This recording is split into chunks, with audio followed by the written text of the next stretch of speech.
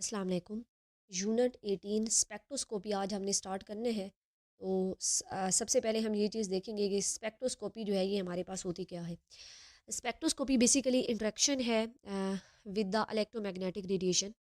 हम इसमें स्टडी करते हैं interaction of our substance with the electromagnetic radiation. ये इसका जो है ना वो बेसिक डेफिनेशन है।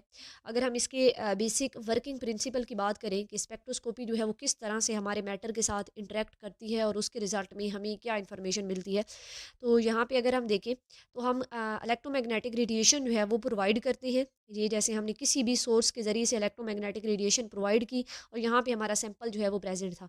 तो इलेक्ट्रोमैग्नेटिक रेडिएशन हमारे सैंपल के साथ, वो आपका कोई भी सैंपल हो सकता है, कोई एटम हो सकता है, कोई मॉलिक्यूल हो सकता है, कोई एलिमेंट हो सकता है, कोई ऑर्गेनिक कंपाउंड हो सकता है। तो ये इलेक्ट्रोमैग्नेटिक रेडिएशन हमारे गिवन सब्सटेंस के साथ इंटरेक्ट करेंगी और उसके रिजल्ट में हमें इंफॉर्मेशन देंगी, जिसको रिकॉर्डर जो है वो डिटेक्टर जो है वो डिटेक्ट करेगा। और उसके बाद हमारा रिकॉर्डर जो है या हमारा जो सिस्टम होगा उसके ऊपर रिजल्ट जो है वो शो होंगे और उसमें हमें पता चलेगा कि हमारे मॉलिक्यूल जो है उसका स्ट्रक्चर जो है वो किस तरह का है। तो basically spectroscopy is the interaction of electromagnetic radiation with the substance. और इसके रिज़ल्ट में हमें इंफॉर्मेशन जो मिलती है वो है कि कंपाउंड का स्ट्रक्चर जो है वो हमें कंफर्म हो जाता है। तो इससे हमें स्ट्रक्चर एलुसिडेशन में या स्ट्रक्चर कंफर्म करने में जो है वो हेल्प मिलती है। ये बेसिक जो है वो स्पेक्ट्रोस्कोपी की डेफिनेशन हो कर जाएगी। तो हम बार बार स्पेक्ट्रोस्कोपी के अंदर ये चीज़ देख रहे हैं कि इलेक्ट्रोमैग्नेटिक रेडिएशन, और हमने डेफिनेशन में भी ये चीज़ कही कि spectroscopy is the study of interaction of electromagnetic radiation with the substance. तो अब हम ये चीज़ देखते हैं कि इलेक्ट्रोमैग्नेटिक रेडिएशन जो है ये हमारे पास होती क्या है। इलेक्ट्रोमैग्नेटिक रेडिएशंस ऐसी रेडिएशंस हैं, ये ऐसी रेज हैं जिनके अंदर दोनों इलेक्ट्रिक फील्ड और मैग्नेटिक फील्ड होती है। Mean they consist of both the electric and the magnetic component. और ये जो है ना वो स्पीड ऑफ लाइट के साथ जो है वो ट्रेवल करती हैं। तो अगर यहाँ पे आप देखें, ये हमने इलेक्ट्रोमैग्नेटिक रेडिएशन की एक सिंपल जो है वो पिक्चर ली है कि इसके अंदर जो है ये हमारी इलेक्ट्रिक फील्ड है और इसी तरह ये मैग्नेटिक फील्ड के ऊपर भी कंसिस्ट कर रहे हैं। ये मैग्नेटिक फील्ड है। तो दोनों इलेक्ट्रिक फील्ड और मैग्नेटिक फील्ड एक दूसरे के जो है वो परपेंडिकुलर होती है और ये स्पीड ऑफ लाइट के साथ जो है वो प्रोपोगेट करता है या स्पीड ऑफ लाइट के साथ जो है वो ट्रैवल करता है। इनको हम इलेक्ट्रोमैग्नेटिक रेडिएशंस कहते हैं। तो electromagnetic radiations are the radiation that consist of both the electric and the magnetic component and they travel with the speed of the light. ये हमारे पास इलेक्ट्रोमैग्नेटिक रेडिएशन की जो है वो डेफिनेशन हो जाएगी। अब हम आगे अगर देखें कि इलेक्ट्रोमैग्नेटिक स्पेक्ट्रम जो है वो हमारे पास क्या होता है, तो electromagnetic spectrum basically electromagnetic radiation जो आपकी हैं वो डिफरेंट फ्रिक्वेंसी के ऊपर कंसिस्ट कर रही हैं। तो वो जो सारी फ्रिक्वेंसी की रेंज है वो हमने एक स्पेक्ट्रम की फॉर्म में जो है वो बनाई हुई है, उसको हम इलेक्ट्रोमैग्नेटिक स्पेक्ट्रम कहते हैं। तो इलेक्ट्रोमैग्नेटिक रेडिएशंस की कौन कौन सी फ्रिक्वेंसीज हैं और उनको हमने डिफरेंट जो है वो नेम्स दिए हुए हैं। और ये हमारे पास हैं जैसे रेडियो वेव्स हैं, इनकी अपनी स्पेसिफिक फ्रिक्वेंसी है। माइक्रोवेव्स हैं, आईआरस हैं, इंफ्रारेड, विजिबल है, इसी तरह अल्ट्रा वायलेट है जिनको यूवी कहते हैं, एक्स रेज हैं, इस तरह हमारे पास गैमा रेज है और इस तरह कॉस्मिक रेज जो है वो भी होती है। तो ये सारी डिफरेंट फ्रिक्वेंसी की इलेक्ट्रोमैग्नेटिक रेडिएशंस हैं, या आप कह लें कि ये डिफरेंट टाइप्स हैं इलेक्ट्रोमैग्नेटिक रेडिएशंस की। तो इनको हमने अरेंज करके एक जो है ना रेंज के अंदर लेकर आए हुए हैं, एक सीरीज़ के अंदर लिखा हुआ है। तो इस रेंज को या इस सीरीज़ को हम इलेक्ट्रोमैग्नेटिक स्पेक्ट्रम कहते हैं। तो अगर आप इस इलेक्ट्रोमैग्नेटिक स्पेक्ट्रम के अंदर देखें तो हमारे पास रेडियो वेव से गैमा रेज की तरफ जब हम जा रहे हैं तो इनकी वेवलेंथ जो है ये डिक्रीज होती जा रही है। ये आपको रेज की जो है वेवलेंथ से ही पता चल रहा है ये किस तरह से जो है वो डिक्रीज़ हो रही है। तो वेवलेंथ की हम डेफिनेशन जो है वो पहली क्लासेस में पढ़ चुके हैं कि वेवलेंथ बेसिकली दो एडजेसेंट क्रस्ट के दरमियान या दो एडजेसेंट ट्रफ के दरमियान का जो है वो डिस्टेंस होता है। तो जैसे ही जैसे हम जो है वो रेडियो वेव से गैमा रेज की तरफ मूव कर रहे हैं, इनका डिस्टेंस जो है वो स्मॉल होता जा रहा है, मीन वेवलेंथ जो है वो डिक्रीज़ होती जा रही है। तो अगर हम वेवलेंथ की बात करेंगे तो सबसे ज़्यादा वेवलेंथ की जो रेज है वो हमारे पास जो है वो रेडियो वेव्स है। तो ये चीज़ हम पहले ही पढ़ते हैं कि वेवलेंथ जो है वो एनर्जी के इन्वर्सली प्रोपोर्शनल होती है। इन दोनों का रिलेशन जो है वो इन्वर्स है।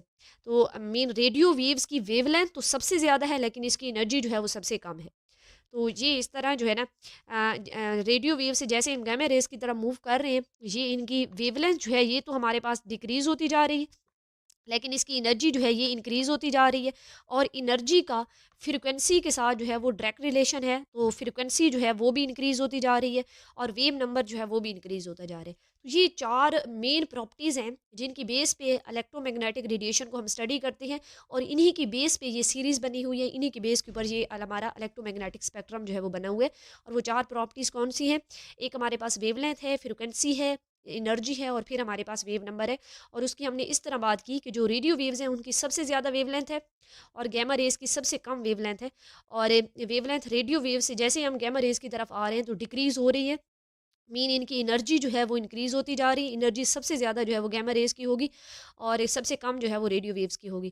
और इस तरह एनर्जी का क्योंकि फ्रिक्वेंसी के साथ भी डायरेक्ट रिलेशन है, तो एनर्जी इंक्रीज़ हो रही है तो ऑटोमेटिकली फ्रिक्वेंसी भी इनकी इंक्रीज़ हो रही है। और एनर्जी का जो है वो वेव नंबर के साथ भी डायरेक्ट रिलेशन है, तो जैसे हम left to the right move कर रहे हैं इनकी फ्रिक्वेंसी जो है वो भी इंक्रीज़ हो रही है। तो ये मेन जो है इंट्रोडक्शन था कि स्पेक्ट्रोस्कोपी जो है वो होती क्या है और इसके अंदर हम इलेक्ट्रोमैग्नेटिक रेडिएशन जिनको हम स्टडी कर रहे हैं वो हमारे पास क्या होती है। अब हम नेक्स्ट जो है उस डिफरेंट स्पेक्ट्रोस्कोपिक टेक्निक जो है उनको देखेंगे।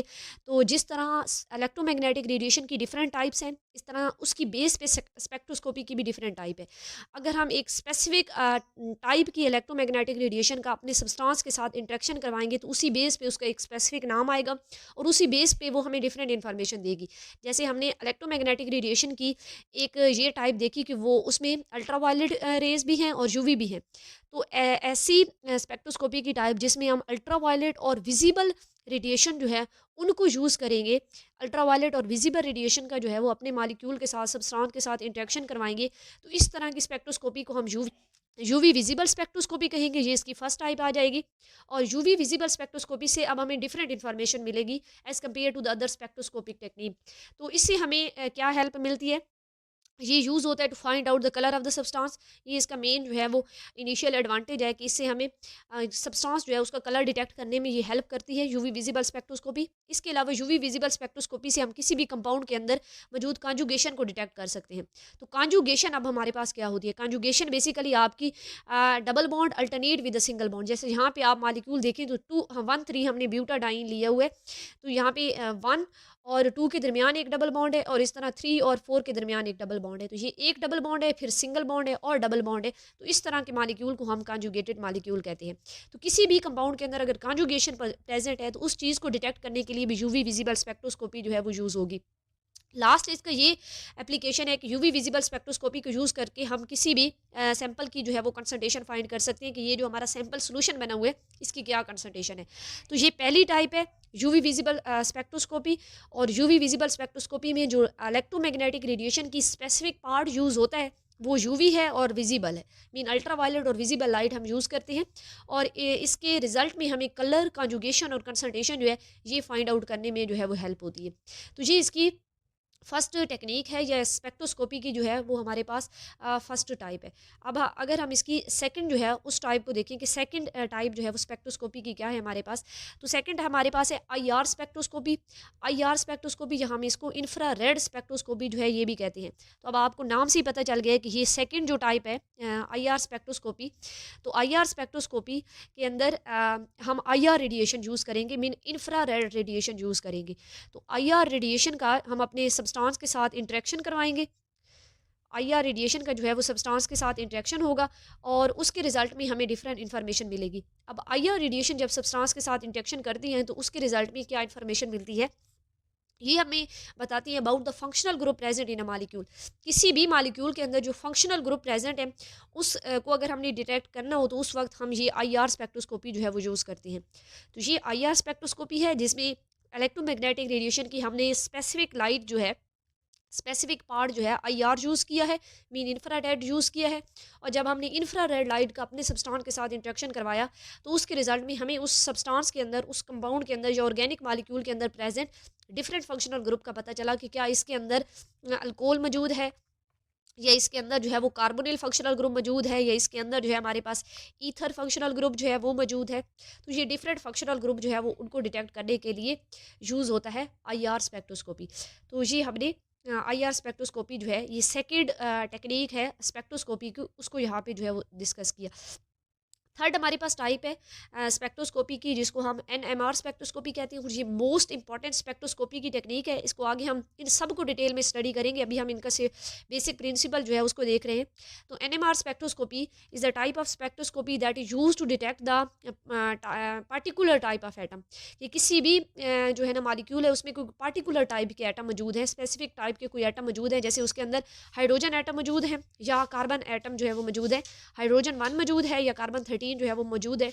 तो इन पार्टिकुलर एटम्स को डिटेक्ट करने के लिए, इनका नंबर बताने के लिए हम जो टेक्निक यूज़ करते हैं, जो टाइप यूज़ करते हैं स्पेक्ट्रोस्कोपी की, उसको हम एनएमआर स्पेक्ट्रोस्कोपी कहते हैं। और एनएमआर स्पेक्ट्रोस्कोपी के अंदर जो इलेक्ट्रोमैग्नेटिक रेडिएशन की रेज यूज़ की जाती हैं, जो टाइप यूज़ की जाती है वो है रेडियो वेव्स। तो हमने बहुत सारी उसकी इलेक्ट्रोमैग्नेटिक रेडिएशन जो है उसकी बहुत सारी टाइप्स देखी हैं। तो उनमें अगर रेडियो वेव्स जो है उसको हम यूज़ करेंगे और अपने गिवन सब्सटेंस के साथ रेडियो वेव्स का इंटरेक्शन करवाएंगे, तो उसके रिजल्ट में हमें पता चलेगा कि इस सब्सटेंस के अंदर क्या हाइड्रोजन मौजूद है, या इसके अंदर जो है वो कार्बन 13 जो है वो मौजूद है या नहीं। तो ये एक हमारे पास थर्ड टेक्निक है स्पेक्ट्रोस्कोपी की। इस तरह हमारे पास फोर्थ भी टेक्निक है, जिसको हम जो है ना वो स्पेसिफिकली स्पेक्ट्रोस्कोपी में तो नहीं लेते, वो स्पेक्ट्रोमेट्री है। तो हमने चैप्टर के अंदर जो है वो पिछले चैप्टर के अंदर डिस्कस भी किया है, जिसको हम मैस स्पेक्ट्रोमेट्री जो है ये कहते हैं। तो मैस स्पेक्ट्रोमेट्री उसका हमने बड़ा अच्छे तरीके से उसके जो है वो एप्लीकेशन देखी थी कि मैस स्पेक्ट्रोमेट्री एक ऐसी टाइप है, एक ऐसा एनालिटिकल टेक्निक है जिसकी हेल्प से हम किसी भी एलिमेंट जो है उसके नंबर ऑफ आइसोटोप को डिटेक्ट कर सकते हैं, उन आइसोटोप की रिलेटिव अबंडेंस को डिटेक्ट कर सकते हैं। इस तरह हम कंपाउंड का स्ट्रक्चर जो है उसको बता सकते हैं, या कंपाउंड का मॉलिक्यूलर मैस बता सकते हैं, या कंपाउंड जो आपका रिएक्शन हो रहा है उसका रिएक्शन मैकेनिज्म जो है वो बता सकते हैं। तो मैस स्पेक्ट्रोमेट्री जो है use to find out the molecular mass of the compound, ये उसका मेन जो है वो एप्लीकेशन हो जाएगी। तो उसको हम मैस स्पेक्ट्रोमेट्री कह रहे हैं, स्पेक्ट्रोस्कोपी नहीं कहते, क्योंकि उसमें इलेक्ट्रोमैग्नेटिक रेडिएशन हमने कहीं पे भी नहीं यूज़ की थी, वो इसलिए स्पेक्ट्रोमेट्री है, स्पेक्ट्रोस्कोपी जो है वो हमारे पास नहीं है। तो ये बेसिक हमारा टॉपिक था स्पेक्ट्रोस्कोपी, जिसमें हमने उसका इंट्रोडक्शन देखा और उसके बाद हमने उसकी डिफरेंट टेक्निक्स जो है उनका